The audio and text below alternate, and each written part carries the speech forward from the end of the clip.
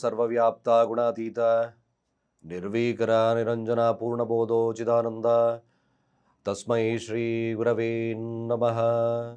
ಓಂ ಬ್ರಹ್ಮ ಬ್ರಹ್ಮಸ್ಪತಯೇ ನಮಃ. ಸಮಸ್ತ ತುಳಸಿ ವೀಕ್ಷಕರಿಗೆ ಶಿವಸ್ವಾಮಿ ಗುರುಜಿಯ ಅನಂತ ಅನಂತ ನಮಸ್ಕಾರಗಳು. ಸ್ನೇಹಿತರೆ, 14ನೇ ತಾರೀಕು ಬಹಳ ಪವಿತ್ರವಾಗಿರ್ತಕ್ಕಂಥ ದಿನ. ಈ ದಿನ ನಮ್ಮ ಕಷ್ಟ ಕಾರ್ಪಣ್ಯಗಳನ್ನು ದೂರ ಮಾಡ್ತಕ್ಕಂಥ ಅತ್ಯಂತ ಪವಿತ್ರವಾಗಿನ ದಿನದಲ್ಲಿ ಒಂದು ಕೂಡ. ಬುಧವಾರ ಏಕಾದಶಿ ಇರ್ತಕ್ಕಂಥ ಸಮಯ. ಅದರಲ್ಲೂ ಕೂಡ ಷಟ್ ತಿಲ ಏಕಾದಶಿ ಅಂತ ಕರೆದ್ವಿ. ಷಟ್ ಅಂದರೆ 6, ತಿಲ ಅಂದರೆ ಎಳ್ಳು. 6ರ ಸ್ಥಾನ ಷಟ್ ಅಂದರೆ 6ರ ಸ್ಥಾನ. ಕಷ್ಟಗಳು ದೂರ ಆಗಲಿ, ಅಡೆತಡೆಗಳು ದೂರ ಆಗಲಿ ಅಂತಕ್ಕಂಥದ್ದು. ಅವತ್ತಿನ ದಿನನೇ ಸೂರ್ಯ ಸಂಕ್ರಮಣವಾಗಿ ಮಕರ ರಾಶಿ ಪ್ರವೇಶದ ಕಾಲ. ನೋಡಿ, ಬಹಳ ವಿಶೇಷವಾಗಿ ಅವತ್ತು ಅನುರಾಧ ನಕ್ಷತ್ರ ಇರತಕ್ಕಂಥ ಸಮಯ. ಜಗತ್ತೇ ನಮಗೆ ಒಂದು ಪರಿಹಾರವನ್ನು ಮಾಡಿಕೊಡ್ಲಿಕ್ಕೆ ಅವಕಾಶಗಳನ್ನು ಕೊಡುತ್ತೆ. ಪೂರ್ವಜನ್ಮದ ಕರ್ಮ, ಸುಕೃತ ಕರ್ಮಗಳು, ಪ್ರಾರಬ್ಧ ಕರ್ಮಗಳು, ಆಗಮಿ ಕರ್ಮಗಳು, ಇದನ್ನು ದೂರ ಮಾಡಲಿಕ್ಕೋಸ್ಕರ ಈ ದಿನಗಳಂಥ ಪವಿತ್ರ ದಿನಗಳು ನಮಗೆ ಖಂಡಿತವಾಗಿ ದೇಹಕ್ಕೆ ಶಕ್ತಿಯನ್ನು ಕೊಡುತ್ತೆ, ಮಾನಸಿಕವಾಗಿ ಸದೃಢತೆಯನ್ನು ಮಾಡುತ್ತೆ, ಭಾವವಾಗಿ ವಿಶೇಷತೆಯನ್ನು ಕೊಡುತ್ತೆ. ನಿಜವಾಗ್ಲೂ ಹೇಳ್ತೀನಿ, ಪ್ರತಿಯೊಂದು ದಿನಗಳಲ್ಲಿ, ಪ್ರತಿಯೊಂದು ಈ ಥರದ ದಿನಗಳಲ್ಲಿ ಮಹತ್ವ ಇದ್ದೇ ಇರ್ತದೆ. ನಾವು ನೆಗ್ಲೆಕ್ಟ್ ಮಾಡ್ಬೋದು. ಬಟ್ ಏಕಾದಶಿ ಅತ್ಯಂತ ಪವಿತ್ರವಾಗಿರ್ತಕ್ಕಂಥ ದಿನ. ಅದರಲ್ಲೂ ಷಟ್ತಿಲ ಏಕಾದಶಿ ನಿಮ್ಮ ಕಷ್ಟಗಳಿಗೆ ಒಂದು ತಿಲಾಂಜಲಿ. ಅನುರಾಧ ನಕ್ಷತ್ರ, ಮಹಾನಕ್ಷತ್ರ. ಅನು ಅಂದರೆ ಕೆಲಸ, ರಾಧ ಯಶಸ್ಸು, ಕೆಲಸ ಆದ ಮೇಲೆ ಯಶಸ್ಸನ್ನು ಕೊಡ್ತಕ್ಕಂಥದ್ದು. ಈ ದಿನ ಏನು ಮಾಡಬೇಕು? ಯಾವುದೇ ರಾಶಿ ನಕ್ಷತ್ರದವರಾಗಿರ್ಬೋದು, ಅನೇಕ ಕಷ್ಟ ಕಾರ್ಪಣ್ಯಗಳಾಗಿರ್ಬೋದು. ಗುರುಗಳೇ, ನನಗೆ ಸಮಸ್ಯೆ ತುಂಬ ಜಾಸ್ತಿ ಇದೆ, ಯಾವುದೂ ಕೂಡ ಯಶಸ್ಸು ಸಿಗ್ತಾ ಇಲ್ಲ, ಏನು ಮಾಡಿದ್ರು ಕೆಲಸ ಸಕ್ಸಸ್ ರೇಟ್ಸ್ ಇಲ್ಲ, ಬಿಸ್ನೆಸ್ಸಲ್ಲಿ ಲಾಸ್ ಇದೆ, ಮತ್ತೊಂದು ಲಾಸ್ ಇದೆ, ಏನಾದರೂ ಸಮಸ್ಯೆ ಇರಲಿ. ಬಟ್ ಈ ದಿನ, ಅದರಲ್ಲೂ ವಿಶೇಷವಾಗಿ ಬುಧವಾರ ನೋಡಿ, ಏಕಾದಶಿ ಮಂಗಳವಾರನೇ ಪ್ರಾರಂಭವಾಗ್ತದೆ. ಸರಿಸುಮಾರು 2-3 ಗಂಟೆಯಿಂದ ಪ್ರಾರಂಭ, ಅಪ್ ಟು ಸಂಜೆವರೆಗೂ 5-6 ಗಂಟೆವರೆಗೂ ಕೂಡ ಬುಧವಾರದವರೆಗೂ ಏಕಾದಶಿ ಇರತಕ್ಕಂಥ ಸಮಯ. ಆದರೆ ಬುಧವಾರನೇ ಉಪವಾಸ ವ್ರತವನ್ನು ಮಾಡಿ, ಯಾರಾದರೂ ಏಕಾದಶಿ ವ್ರತವನ್ನು ಮಾಡ್ತಾ ಇದ್ದೀನಿ ಅಂದಾಗ, ಯಾರಾದರೂ ತುಂಬ ಕಷ್ಟಗಳಿದೆ, ಸಮಸ್ಯೆಗಳಿದೆ, ನಿಗೂಢವಾಗಿರ್ತಕ್ಕಂಥ ಆರೋಗ್ಯದಲ್ಲಿ ಕಾಯಿಲೆ ಇದೆ, ಎಷ್ಟು ಆರೋಗ್ಯದಲ್ಲಿ ಎಷ್ಟೇ ಹಾಸ್ಪಿಟ್ಲಿಗೆ ತೋರಿಸಿದ್ರು ಕೂಡ ಗುಣಮುಖರಾಗಿಲ್ಲ ಗುರುಗಳೇ, ಮ್ಯಾಕ್ಸಿಮಮ್ ಈ ಒಂದು ದಿನ ನಿಮಗೆ ಅತ್ಯಂತ ಪವಿತ್ರತೆಯನ್ನು ಕೊಡುತ್ತೆ. ಆರೋಗ್ಯದಲ್ಲಿ ಬರ್ತಕ್ಕಂಥ ಸಮಸ್ಯೆಗಳು, ಅನೇಕ ಕಷ್ಟಗಳು, ಅದು ಅಷ್ಟಮ ಸ್ಥಾನ. ನೋಡಿ, ಚಂದ್ರ ಕೂತಿರ್ತಕ್ಕಂಥದ್ದು ಕಾಲಪುರುಷ ಕುಂಡಲಿಯನ್ನು ನೋಡಿದಾಗ ಅಷ್ಟಮ ಸ್ಥಾನ. ಅಷ್ಟಮ ಸ್ಥಾನ ಅಂದರೆ ಏನು? ವೃಶ್ಚಿಕ ರಾಶಿಯಲ್ಲಿ ಕೂತಿದ್ದಾನೆ ಚಂದ್ರ. ಬಲ ಕಡಿಮೆ ಇದೆ, ನೀಚ ಸ್ಥಾನ ಚಂದ್ರದ್ದು. ಮನೋಬಲನೂ ಜಾಸ್ತಿ ಆಗುತ್ತೆ ನೋಡಿ, ಮ್ಯಾಕ್ಸಿಮಮ್. ಅದರಲ್ಲೂ ಅನುರಾಧ ನಕ್ಷತ್ರ, ಅದರಲ್ಲೂ ವಿಶೇಷವಾಗಿ ಶನಿಯ ನಕ್ಷತ್ರ ಆಗಿರೋದ್ರಿಂದ ಕಷ್ಟಕ್ಕೆ ಕಾರಕ. ಮ್ಯಾಕ್ಸಿಮಮ್ ನಿಮಗೆ ಸಮಸ್ಯೆಯನ್ನು ದೂರ ಮಾಡ್ತಕ್ಕಂಥದ್ದು ಇರ್ತದೆ. ಯಾರು ಶ್ರದ್ಧಾಭಕ್ತಿಗಳಿಂದ, ಯಾರು ನಮ್ಮ ವಿಡಿಯೋಸ್ನ ನೋಡ್ತಾ ಇದ್ದೀರೋ, ಯಾರು ತಮ್ಮಲ್ಲಿ ಭಕ್ತಿ ಇದೆಯೋ, ಯಾರು ನಮ್ಮ ಸಂಕಲ್ಪ ಸಹಿತವಾಗಿ ಕಾರ್ಯಗಳನ್ನು ಮಾಡ್ತಾರೋ, ಕಷ್ಟಗಳಿಂದ ನಿಜವಾಗ್ಲೂ ಮುಕ್ತರಾಗ್ತಾ ಬರ್ತಾರೆ.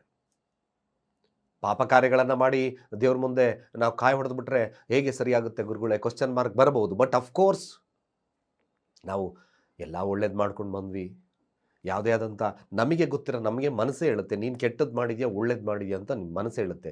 Nobody can say tell this. ಯಾರು ಕೂಡ ಹೇಳಲಿಕ್ಕಾಗಲ್ಲ. ನಿನ್ನ ಮನಸ್ಸೇ ಹೇಳ್ತಾ ಇರುತ್ತೆ, ನೀನು ತಪ್ಪು ಮಾಡಿದರೆ 200% ಯು ಆರ್ ರಾಂಗ್ ಅಂತ ನಿನ್ನ ಮನಸ್ಸು ಹೇಳುತ್ತೆ, ಬೆಟ್ಟ ಮಾಡಿ ಹೇಳುತ್ತೆ.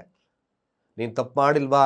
ಅಫ್ಕೋರ್ಸ್ ತಪ್ಪು ಮಾಡಿಲ್ದಲೇ ಇದ್ದರೂ ಅವಕಾಶಗಳಿಂದ ವಂಚಿತ ಆಗಿದೆಯಾ, ಅನೇಕ ಕಷ್ಟಗಳು, ಪೂರ್ವಜನ್ಮದ ಸುಕೃತ ಕರ್ಮಗಳೆಲ್ಲ ಬಂದಿದೆ, ಅಡಕಾಯಿಸ್ಕೊಂಡಿದೆ, ಆದರೂ ಕೂಡ ನನಗೆ ಏನು ಯಶಸ್ಸು ಸಿಗ್ತಾ ಇಲ್ಲ, ಹೇಗೆ ಮಾಡೋದು? ಖಂಡಿತ ಒಂದು ಕೆಲಸ ಮಾಡ್ಕೊಳ್ಳಿ.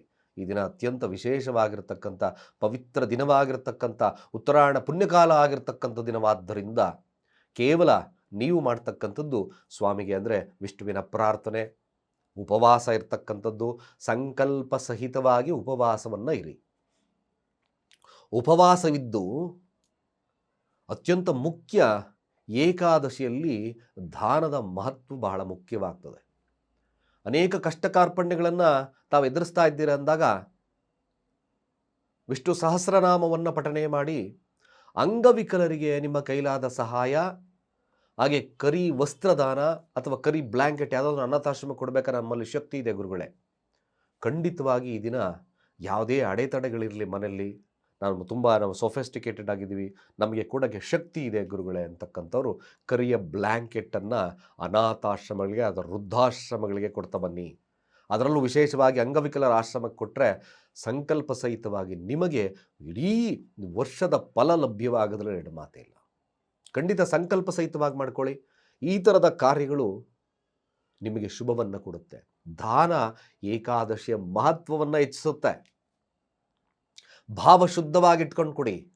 ನಿಜವಾಗ್ಲೂ 200% ನಿಮ್ಮಲ್ಲಿ ಸಮಸ್ಯೆಗಳ ಪ್ರಮಾಣ ಕಡಿಮೆ ಆಗುತ್ತೆ. ನೋಡಿ, ಪ್ರತಿಯೊಬ್ಬರಿಗೂ ಒಂದಲ್ಲ ಒಂದು ಸಮಸ್ಯೆಗಳಿದ್ದೇ ಇರ್ತದೆ.